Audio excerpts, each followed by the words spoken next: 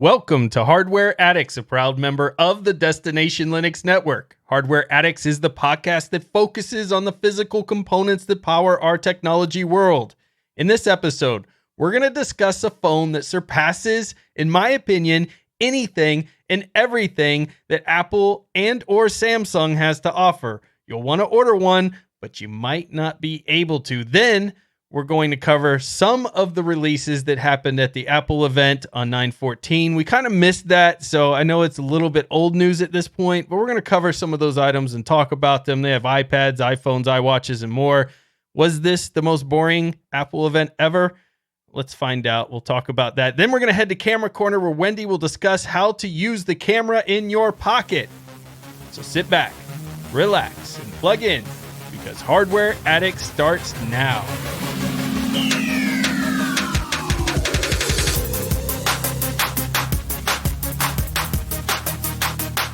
I'm Ryan, your tech guide through the universe, and with me today are my two co-hosts, Wendy, a resident photographer extraordinaire, along with hardware enthusiast, and Michael, the software sage and hardware Padawan.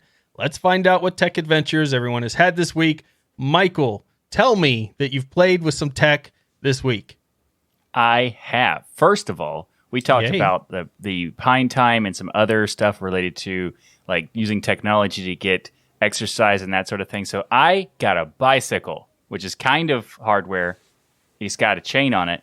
So that's a thing. Oh, you mean a motorcycle? I want to ride No, it's a bicycle. It is. It's karaoke with Wendy. Exactly. It actually is helpful. But I was just messing around. I did have something to talk about that's hardware technology based, and that is the PS5 controller that I told you that I was going to be getting, and I did, and I have tried it out. And you told me that the PS5 controller was going to be better than the Xbox controller, so I had to test it to see if you were right. And yes, you were right. Yeah. That is a very cool controller. There are so many reasons why I like it more. There are some issues with some of the setups because it has this it has a different style of doing the configuration for the various games that I wasn't familiar with because I was always using the built-in configurations or the Steam configurations, and they have this thing that's sort of uses the big picture mode to do it. So once I got used to that, it was fine. But the pressure sensitivity of the triggers and stuff is very cool, and you can basically tell it to do based on the amount of sensitivity. Do something different in a game, or also do it in a sequence system, which is just, I didn't even know that was a possibility with these controllers. So yeah, I like the PS5 controller. I was able to get my hands on a PlayStation 5 and the controller when they launched. I know I'm one of the lucky ones. People are still trying to get them to this day. And I also got a hold of the new Xbox Series X. And I think we covered these in a Hardware Addicts previously, but the only innovation between the two, yes, they have SSDs and they was faster loading and things, but I also had a PlayStation 4 Pro, and honestly, the difference between them was very minimal. Like, it did not feel like next gen.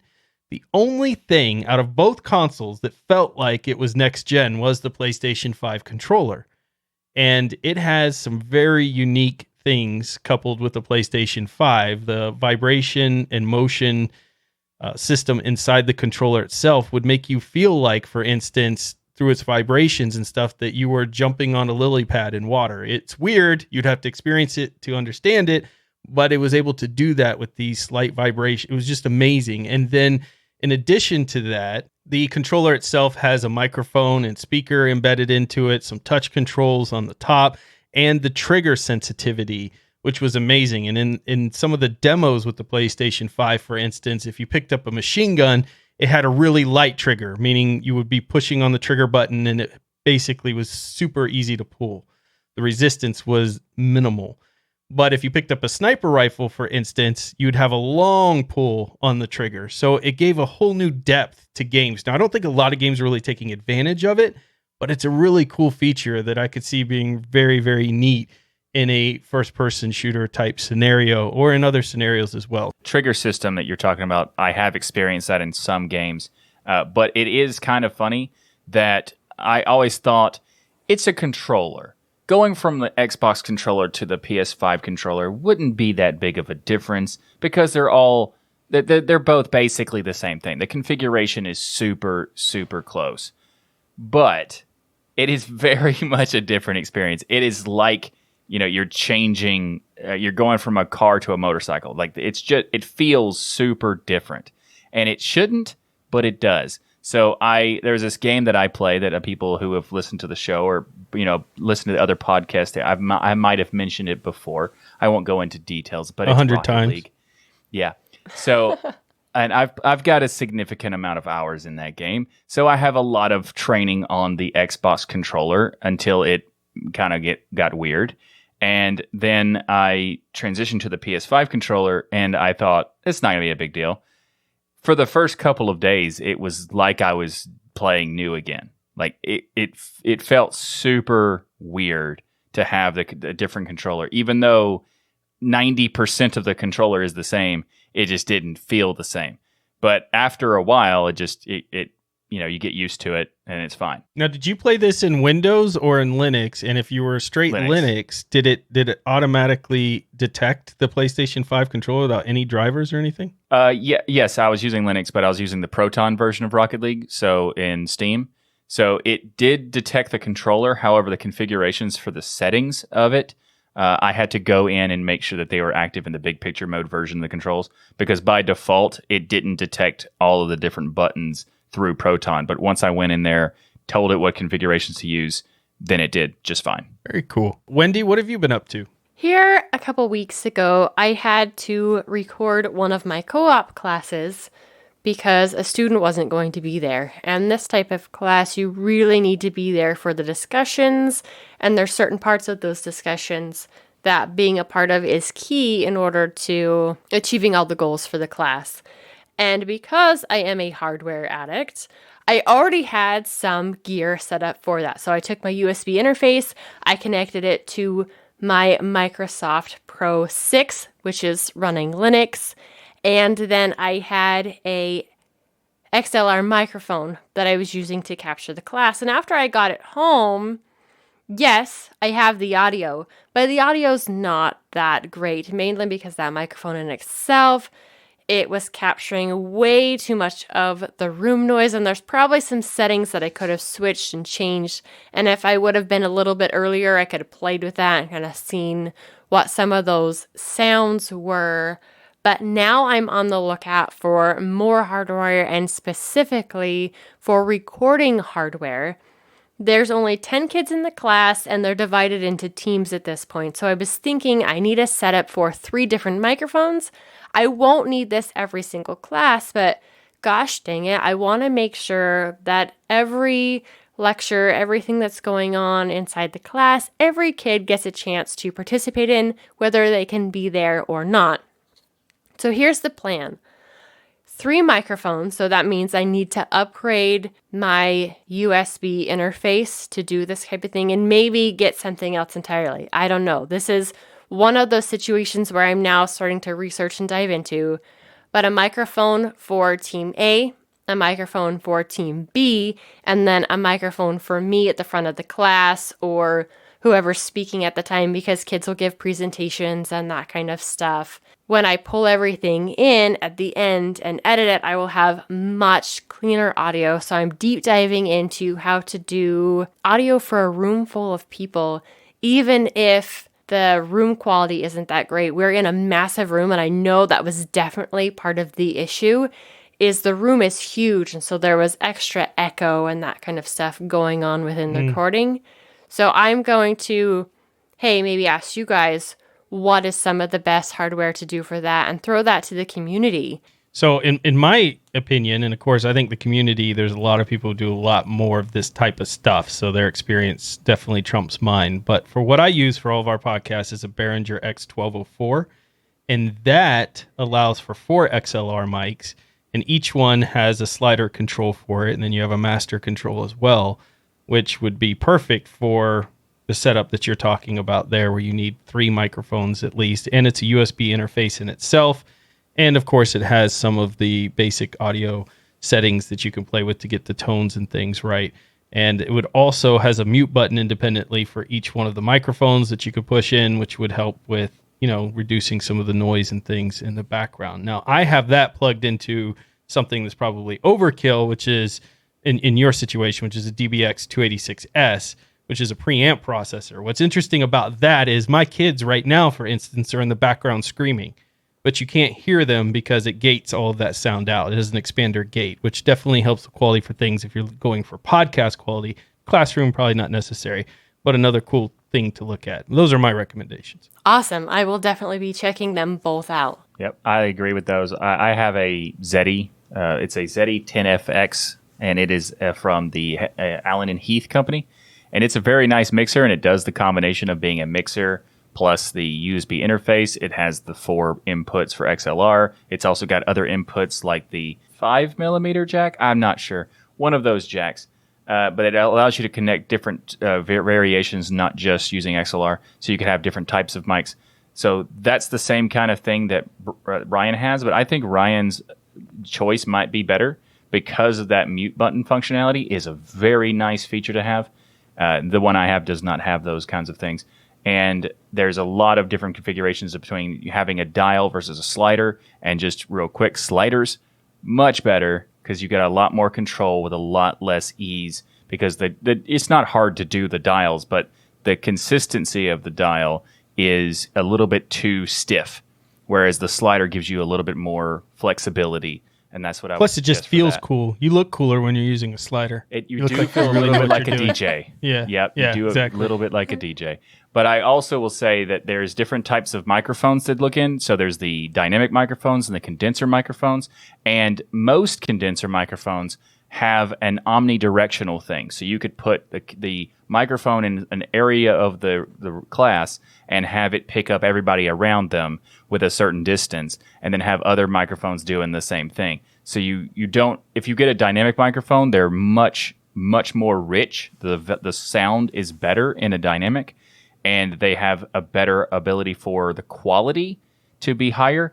However, they also limit the range of distance that something can, and also the cone size is so tiny with the dynamic that you have to be basically eating the microphone for it to pick it up well. And that won't work for a classroom situation where it needs to be set kind of in front of them and everybody picked up. I can do some of the playing on the back end with equalizing audio, but the key is trying to get all of the audio picked up the best that I can and not have so much room noise going on. Yeah.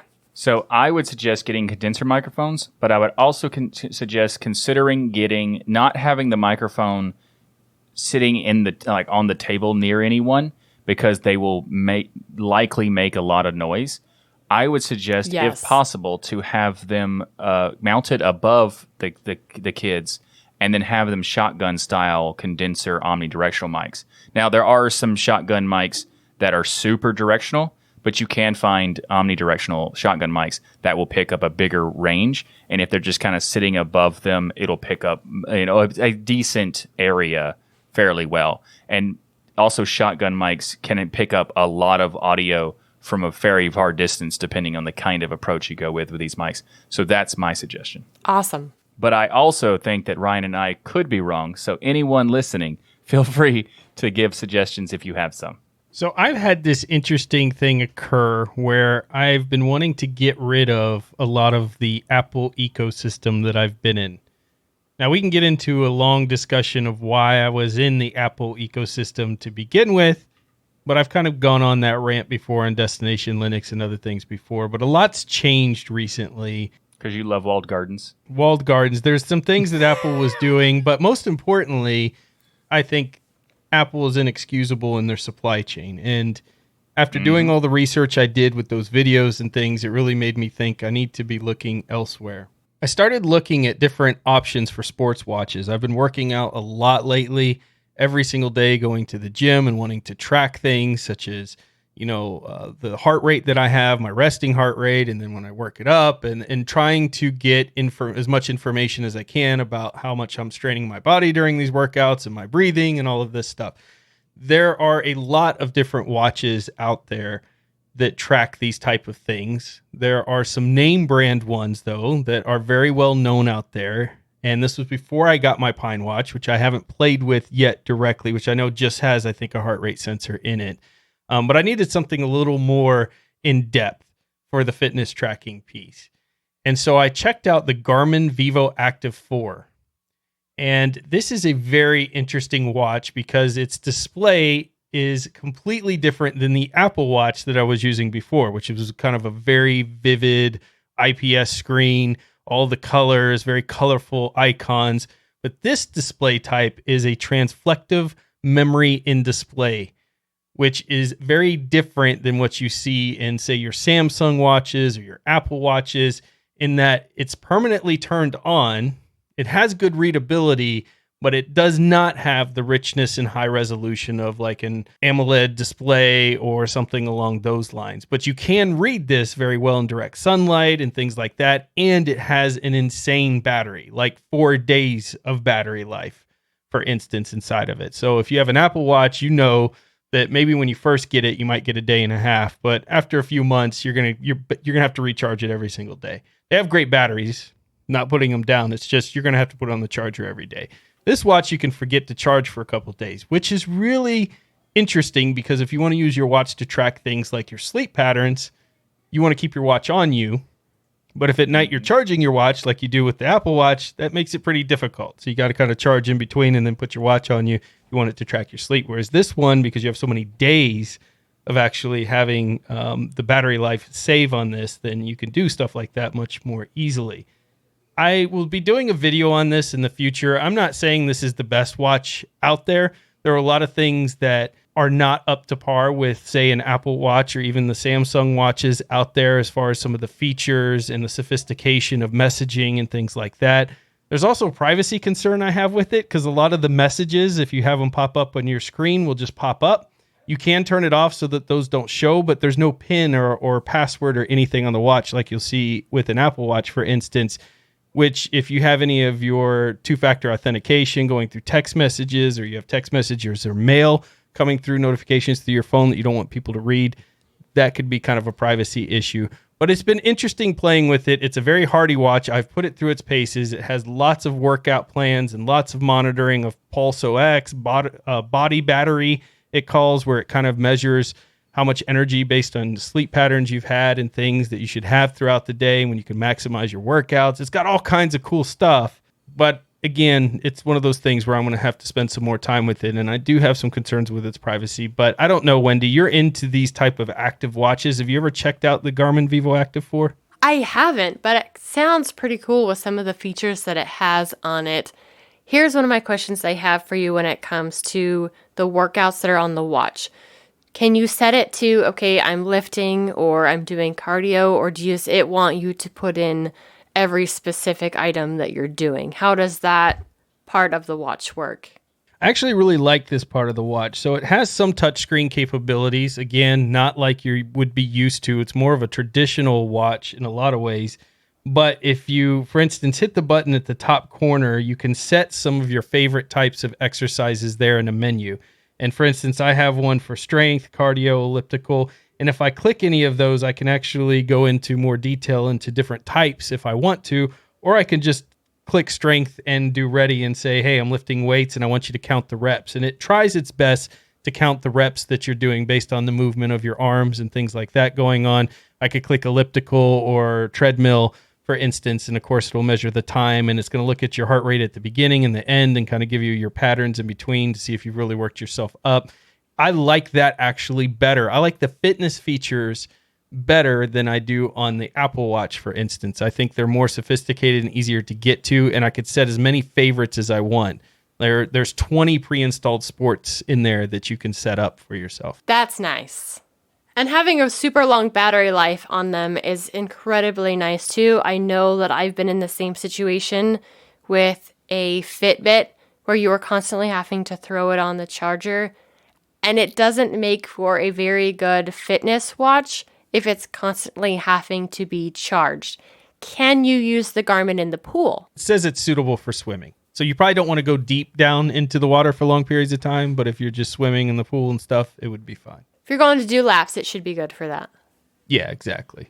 So it says that they have the Garmin Vivo Active 4 has a rating of 5 ATM, which I looked up. Don't know what the actual the meaning of ATM, but it says that it is withstands pressures equivalent to depths of 50 meters.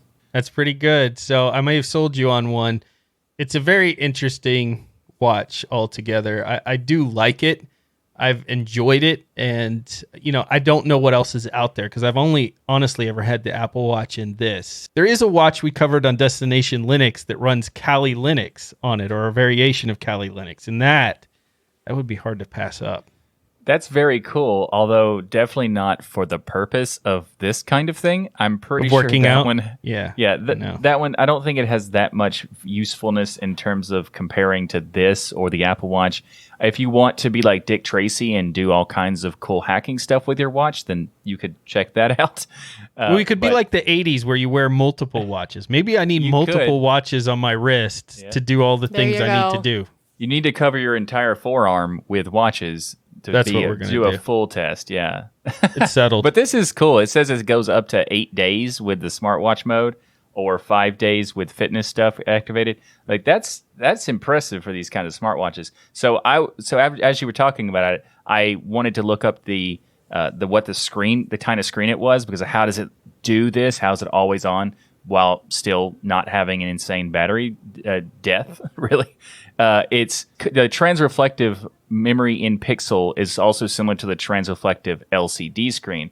And what's cool is that similar technology was used in the one laptop per child effort of creating those laptops that were made back in the day for being used outdoors in the sunlight and that kind of thing. So a very similar technology is used in this smartwatch, which I thought was really cool. And if anybody wants to know more about the one laptop per child, we had an awesome treasure hunt, or Jill's treasure hunt, on Destination Linux, where she showed us like the one she has, and we walked through it, all the cool stuff related to that laptop, the XO laptop. We'll have a link in the show notes for that.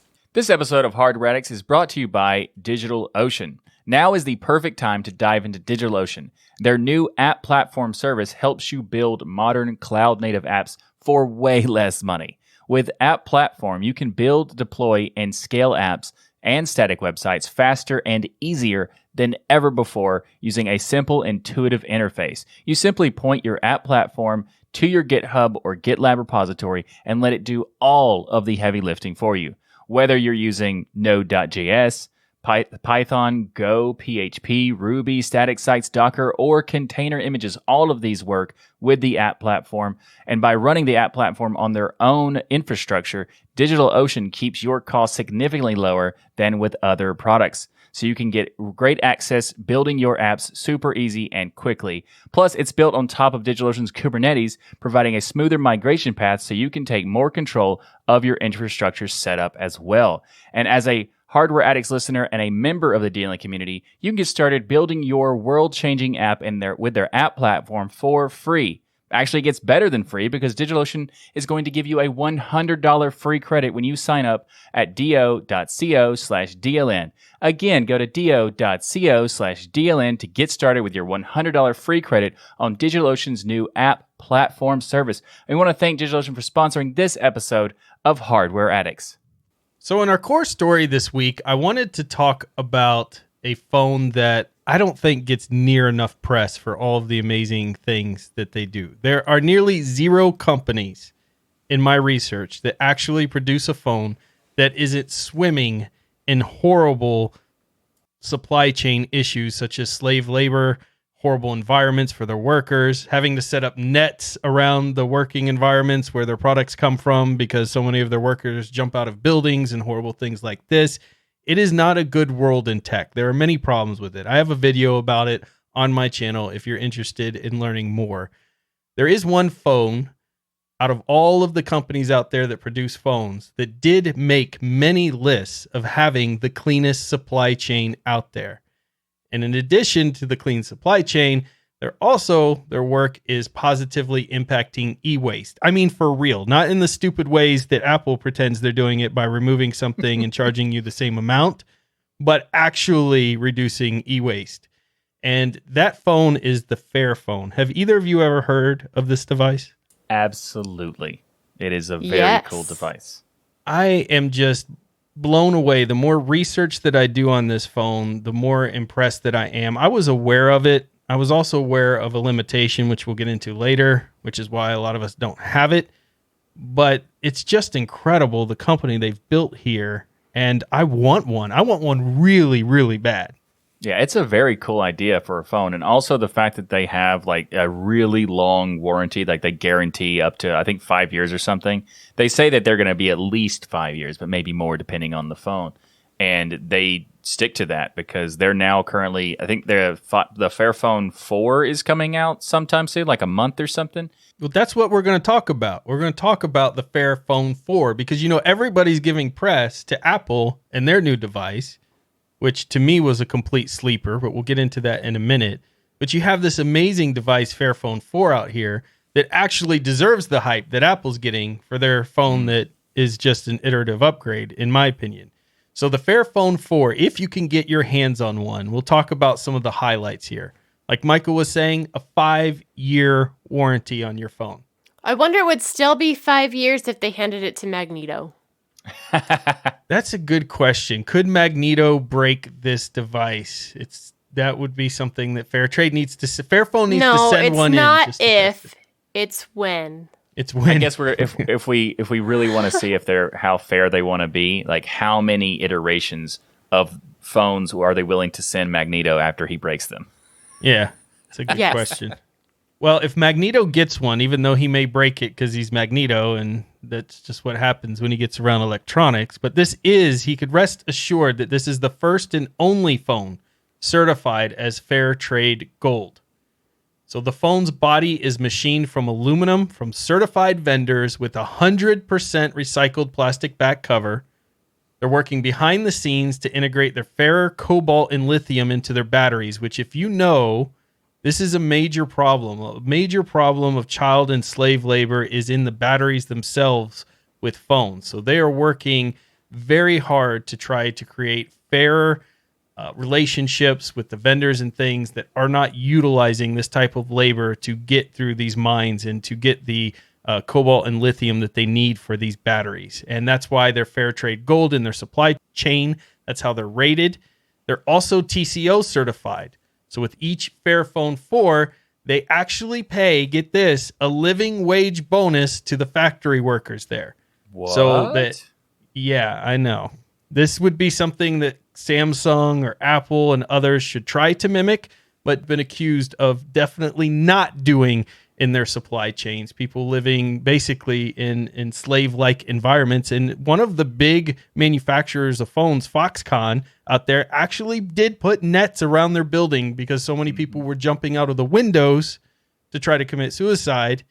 And this is the reality of the problems that we have when we buy all of this fancy tech, but we don't think about the company that ultimately, in my opinion, is still responsible, even though it's in their supply chain, for making sure that we're not spending thousands of dollars for phones that we're paying for now and getting phones that end up utilizing something like that behind the scenes in their supply chain. And this is one of the only phones, Fairphone, that was actually listed out there from companies on the websites. In my video that I do research on, looking for any of the companies that don't do this or attempt to remove it as much as possible. We talked about HP for the laptops. Well, it's Fairphone when it comes to phones. I'm glad that there is a company that's doing that sort of thing, and it's very sad that it's only one, but at least there's one.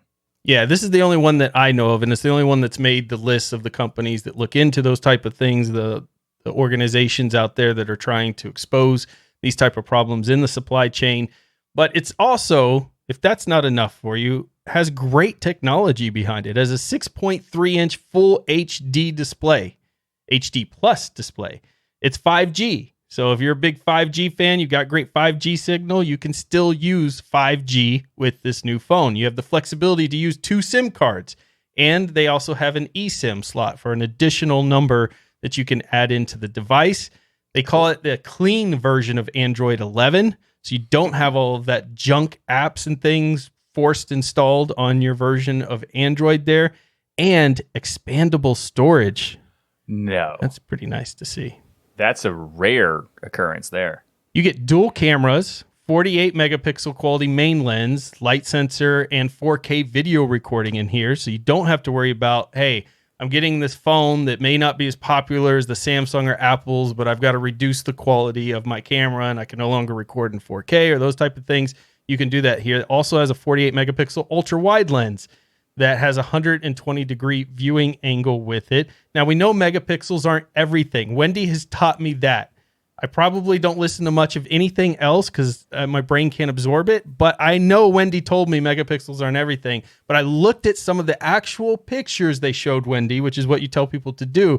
And they looked really good. Right. They looked very solid. That's awesome. I love the ultra wides on some of these phones that are coming out. And it's really cool that Fairphone has implemented that. People, a lot of the times when they're out with friends or they're on a walk or something like that, they want to be able to show everybody in the same shot. They want to be able to take that landscape and you actually be able to see the ground below, the sky above, whatever you're dealing with at the same time. And having two different cameras for two different purposes on a phone really makes sense because you can't just go and change your lens. And being able to do this with separate cameras has been a really nice way to get the best of both worlds. And I'm glad that they're including that on this phone as well. You know, when I said earlier that they're actually doing things to reduce e-waste here. So when you buy a Fairphone 4, they responsibly recycle or give one old phone a second life. This means 100% compensation for the material that they put into the market. And this is the first smartphone in the industry that does this. Nobody else is doing anything like this. So basically, they are going, if you're buying a new phone, they're going to responsibly cycle another phone to get it out there so they're not wasting all of these materials out there and ending up in landfills and other things like that. So they're just doing a lot of cool things out there to make it so that when you buy a phone like this and you spend money on a phone like this, you actually feel good about your purchase because you know it's going to a company that at least is trying to do something about these problems out there. Yeah, this is awesome. I mean, I've heard about the Fairphone for a long time, but there's, as you said earlier, there's an issue that we're going to get to in a minute. But there's a lot of cool stuff that they have, like the 4K recording and all that stuff. This is like you see these kinds of devices where they're trying to do something and they're compromising on some level in order to do something in like an ethical way. But this is like the Fairphone doesn't look like they're compromising like pretty much at all. Maybe a little bit here and like trying to get the crazy folding nonsense. Maybe they're compromising on not doing that, which by the way, thanks for not doing a stupid folding phone. This is really cool that they actually have the technology that is worth getting, as well as doing the recycling thing and lowering e-waste. And also, by the way, I kind of wanted, this is a little bit of a pivot side note thing. I really like the multi-SIM card thing because a lot of people don't need that. But I think this is very cool that they have multiple phone numbers in a single phone for a couple of reasons. You could have, let's say you have a phone service with a particular carrier that is great most of the time, but you need to live in an area that doesn't get a lot of pickup. You can get a different carrier for that sort of approach. Or you maybe have a need for a bat phone, which, by the way, if anybody has any ideas about how to do a bat phone properly in a modern world, but by the way, what I mean by a bat phone is having a special phone number device or whatnot that's not going to break the bank, that is available to you at all times and is super accessible. So if you need to talk to Commissioner Gordon, you can very easily. So wow. Anyway. You are such a comic book geek. Well, let's talk about who can actually get one of these phones. So the problem here is I went to order one because as soon as I started reading up about the company more and realizing that they had third-party audits and got certifications for a lot of the claims that they're making here, you could tell this is a premium device. Like you said, Michael, which I agree with 100%. A lot of these phones that try to do stuff like this, generally they're compromising so much that you have a phone that does not have a current camera at all, definitely not going to be recording in 4K, has other compromises in addition that you have to make. But this phone doesn't have any of those issues. You get a nice big display with it. You've got great storage, 128 gigabyte, 256 gigabyte storage. One of the devices has 6 gigs of RAM. The other has 8. They have multiple colors, gray, and green. And then they have their special speckled version, which is a speckled green, which is the one I wanted to go for, and it's 649 euros. The other phones go for about 579 euros or start at that point. The problem is only our friends in Europe can actually take advantage of this amazing phone from this amazing company. In the US, some have had their European friends ship them one of these with limited success in getting the full range of signals activated, so they were only able to stay on 3G and things like that, based on some articles I was reading. But here's the thing. We need the Fairphone in the US desperately, but all of our friends that listen to this podcast in Europe, you need to buy one of these and post pictures of it on our forums to make me jealous, because everyone in Europe should have one of these phones. You have the ability to get one easily. Let us live vicariously through you and get one of these things, because it does look like a great phone. And that's the reason why I didn't get one before, because I was very tempted to get a Fairphone 2 when they came out, because it had support with Ubuntu Touch as like a flagship phone for Ubuntu Touch. And you still can use it there, but again, it was hard to get, so I didn't. But if they're listening to this show, hopefully you are, please make a US version so we can have it, because we want it.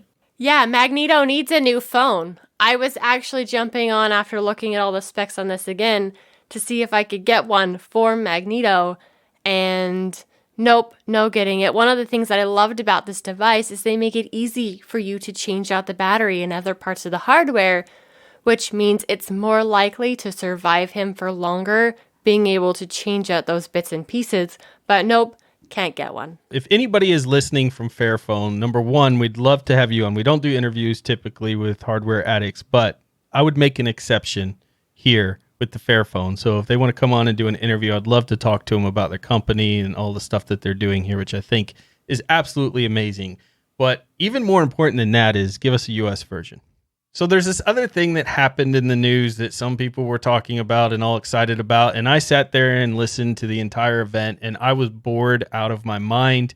Maybe it's just me. Maybe it's me. It's not you, Apple. But I'm talking about the recent Apple event where they released a new iPad, new iPad mini, new iPhone 13, and they talked about their new iOS 15 and things that they have coming out. I'm not going to go through all the specs here. These phones at this point are out there on the market. There's been lots of information, people testing them, those things. It's a little bit faster than the other one that you paid $1,000 for, has a little bit better battery, has some new AI elements built into it. I mean, if you're a huge iPhone fan, then totally I get why this may be something, if you're several generations behind, that you may want to upgrade to. Otherwise, though, I saw very little innovation here that made me excited for any of these devices Apple was releasing. And I was really upset that they weren't talking about anything related to privacy like they did in their prior conferences and releases, where they're all talking about some of the new privacy things that they were doing. There was very limited information about that in this particular event compared to prior events. And ultimately, I just was bored. I didn't make it all the way through the announcement for the exact same reason.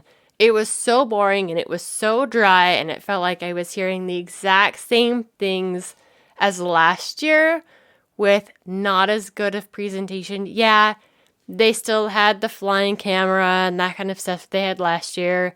It was cool last year because that's how they had to do it. But all this pre-taped stuff and just hearing the same reiterations of, oh, it's faster, it seems like a broken record that, yeah, you're just putting out new stuff to put out new stuff. Every iPhone, this is the most advanced iPhone yet. Nobody cares. If the only thing advanced, you're not actually going to experience really anything that different. I've held these in my hand at this point in the stores, and I really can't tell the difference between the iPhone 12 and the iPhone 13 looking at it and stuff. I think it has a little bit better battery. The iPhone 12 battery. iPhone 12, by the way, is one of the worst Apple devices ever released. It's the worst phone I've ever held in my hands from that company. So it wouldn't be hard to upgrade from iPhone 12 as far as improving it. They're obviously doing a lot more with their internal chips that they're making themselves. Their A15. I mean, it's definitely gotten more powerful. It's going to give Android a run for its money in there. And I'm not an Android fan, if anybody hasn't gathered that from previous episodes. So don't think this is just an anti-Apple thing, because it's not. I do think Apple does a lot of innovative and amazing things. This event was not one of them. And so we got to call it what it is. Now, for the privacy stuff that they actually did talk about, very little. There are a couple cool things. iOS 15, Siri uses on-device speech recognition, so it doesn't leave your phone by default, which is kind of neat. And then trackers can't profile you with an IP, supposedly, and mail privacy hides IP and prevents senders from knowing your mail activity. So they did do a couple things in there, and I'm always happy to see more privacy stuff in there. But there was also an article released this week talking about iPhone phoning home just as much as Android devices in there. So I just don't know what to believe a lot of times from these big companies. I just want a Fairphone. Is that too much to ask? Yes. Right now, yes, it is. Apparently. But hopefully after they listen to this episode, it's not too much. There you go. And besides, an iPhone 13 is definitely too much. Yeah. If you're interested in learning more about the event, go check out their page. They talk all about how it's the most advanced iPhone, advanced iPad, advanced watch, advanced everything ever in the history of the world. It's very iterative upgrades to the camera and things out there. What I would like to have seen during this event, them announce that they're going to have a cleaner supply chain would be number one. Touch ID on the phones, because masks are still a thing. Maybe the Starlink satellite partnership would have been really cool to hear here. Like there was some rumors that they were going to be doing some stuff with satellites in the phones. That would have been amazing and really innovative. More privacy controls and encryption. A foldable device. I know, Michael, you said you didn't want one, but I thought it would be cool. I mean, foldable devices, the latest foldable from Samsung is cool enough, holding it and playing it within the store, that I was kind of tempted to want to buy one. They're starting to get really, really good. Micro SD card return, that would have been innovative. Better storage defaults than 128 gigabytes. USB-C Headphone standard jack across all the devices. No notch would have been innovative. Gaming accessories would have been innovative, but none of this was in the event. So who cares? Well, if they got rid of the notch, you could no longer call it top notch. So that's why they keep it. Yeah, I guess. Yeah. Ooh. Do I have a tomato to throw at you? The foldable thing is the only reason I don't like the foldable thing is that when you open them, they have the screen crease, and I just can't stand that crease. It doesn't. It's kind of like the notch, though. You forget it's there once you start playing with it, because just unfolding your device is so cool. The problem with the current foldables is they are so soft that you could scratch them with your fingernail, and that would be a problem for anybody, especially a problem for Magneto. He cannot have a foldable phone. Magneto, you're banned from. Yeah, if you listen to the latest version of DLN Extend, we talk about this because Matt gets himself a foldable phone, and there is no way that Magneto could even touch one. Well, he might be able to touch one in the store, but he could never own one at this point in the technology, just because they're not built hardy enough in order to handle what he does on a daily basis. And especially if the screens are that soft, it would come home immediately scratched up. There's dirt, there's metal shavings, there's all kind of stuff like that going on, and it wouldn't survive a day with him, period. This episode of Hardware Addicts is sponsored by Bitwarden. Bitwarden is the password manager that we use and trust. Bitwarden lets you set up things like a PIN to easily access your password manager, as well as additional authentications, such as a master password and adding phrases to fingerprint security, all to keep your passwords safe. Bitwarden is the easiest and safest way for individuals, teams, businesses to store, share, and sync their sensitive data. Go to bitwarden.com/DLN to get started for free. Bitwarden is the password manager that I use and trust because it's open source, you can self-host it, and I love the fact that they do security audits and share that information with you. Go to bitwarden.com/DLN to get started for free. Say you want that premium account that starts at just $10 per year.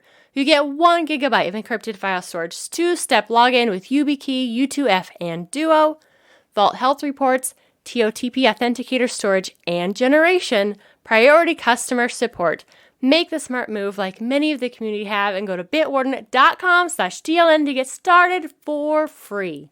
All right, Wendy, take us into the camera corner and tell us about using a camera from our pocket. I don't have a camera in my pocket. Is that a new pair of jeans that you get that have cameras built into them now? No, you've got a camera in your pocket because you pack a stinking smartphone with you wherever you go. Oh, yeah, that's right. Just about everybody has a camera in their pocket anymore these days. And this topic comes directly from Magneto. He spent a lot of times in the mountains lately, and he's looked at pictures that he's taken and his buddies taken as they were up in the mountains. He's like, yeah, we've taken a lot of crappy pictures over the last few weeks. So why don't you go ahead and share with everybody how to get the best use out of their cell phone cameras. And this is the key thing for him that I know he needs to do every single time he goes to take a picture. And I'm sure a lot of you out there need to do this too. Make sure the lens of your camera is clean. It's on the back of your phone. You're touching with your hands. There's fingerprints, all kinds of stuff all over the back of your lens. If the back of your lens is not clean, you're going to be shooting through that grime that you applied to that lens. And I know he's taken several pictures. He's like, why does this not look good? I'll flip the phone over, clean off the lens, retake the picture. There you go. The colors are so much more vibrant. It's so much more crisp. Clean the lens before you take a picture. Just make Michael? that standard. Your grimy fingers are always messing up the lenses. Keep your grimy fingers off the lens. I have a case that makes it where the lens is indented, so that is not a problem I have to deal with. Thank you very much. I keep a clean lens, sort of. I don't really use my phone to take photos, so I don't know. It's probably dirty. Mine is indented too, and his is indented as well, as far as with the case on it, which that's a good thing to keep track of. If it's not, especially a lot of these newer phones where the camera portion of it pops out of the back, which looks really cool. It's also much more easy to get scratched up. I hate the things that pop out of the phone. And it feels like they're making the phone super thin, but then you have this weird, you have this weird attachment, bump. like a humpback on it, or like why? Like, it's there to get everything to fit. Yeah, they got movable parts in there now. It's almost impossible not to. I mean, if you think about what they have, honestly, I think it's amazing. They can just make the phones a little thicker, and that's fine. Well, they could make the rest of the phone thicker, too, to match it. But I think it's amazing what they've been able to pack into the back of cameras. So the hump is kind of acceptable, but I got you. I mean, if they made it a little bit thicker, we could fit a bigger battery in, and yeah, we could stop worrying about how thin that would be awesome. That's the first thing. Make sure your lens is clean. The next thing is know the camera app on your phone. It's really hard to take a great picture if you don't know the features that are built in to the camera app that you're using on a regular basis. Take some time, look at the features that are built into it, play with it before you are ready to use it for taking pictures of your kids, taking pictures on your walk, whatever you're doing with your phone, play with it first. And especially if you're doing anything with children or maybe taking pictures when you're out with your friends, that kind of thing, don't be afraid to use the burst mode. Somebody's always closing their eyes. Something's always going on, which having multiple shots of that would be extremely helpful. Pay attention to the lighting.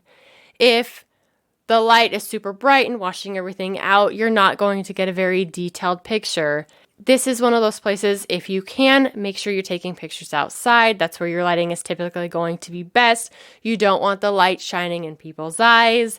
Just be paying attention to where your light source is, where your subject is, and that'll help you get a much cleaner, nicer shot. Digital zoom is not your friend, and this is another one of those things that I know my husband falls prey to. You want to zoom in and get all the way in and get what that thing is, and then you look at the picture on your phone, you're like, oh, it's a pixelated mess. That was really helpful. I want to zoom in to show my wife where the spider is that she needs to kill because I don't want to get near it. Gotcha. That's what Ryan uses his camera for on his phone. Show his wife where the spider's at. Digital zoom is the worst because when you take that picture, it's so pixelated, it ruins it entirely.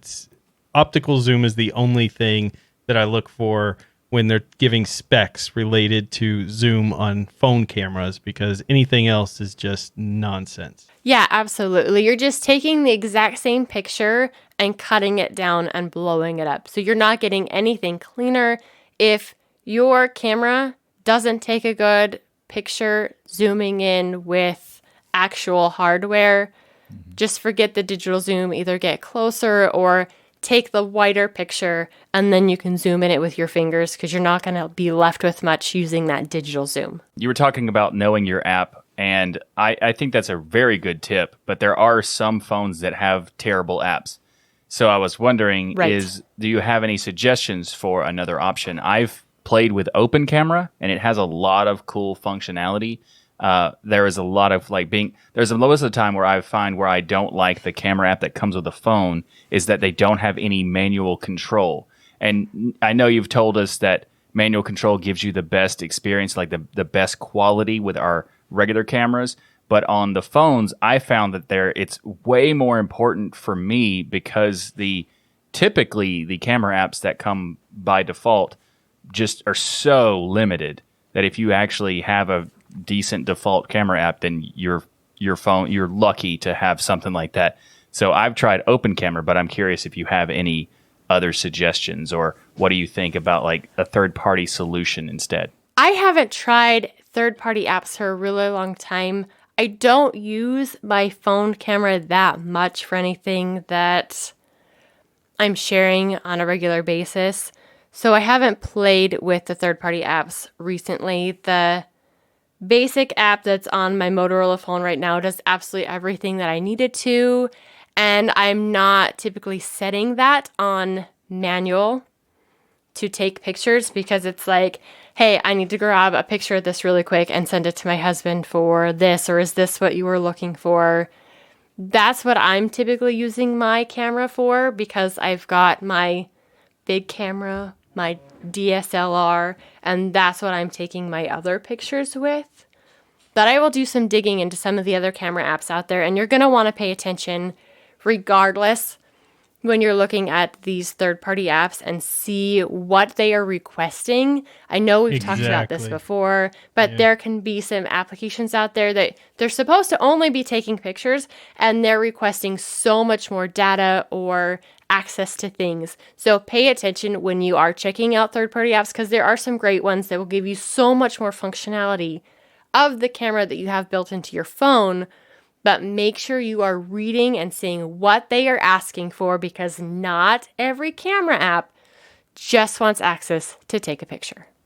That is a very good tip. And also, I have another question related to something you covered already, but you talked about lighting and how it's super important. And I have noticed that myself with whether I'm doing photos or videos, and making sure the lighting is as good as possible before you even take the photo is super important, because if you have bad lighting, you can kind of fix it in post, but if you put garbage in, you're going to get garbage out. So the best part the best way, get as much good as lighting as possible. But I have found, and I don't know if this is true for everyone, but I'm curious, should flash or no flash?